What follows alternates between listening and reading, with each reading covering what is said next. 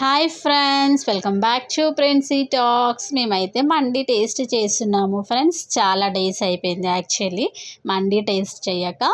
బయటికి వెళ్దాము అనుకున్నాము, వెదర్ కూల్ ఉండడం వల్ల బయటికి అయితే వెళ్ళలేదు.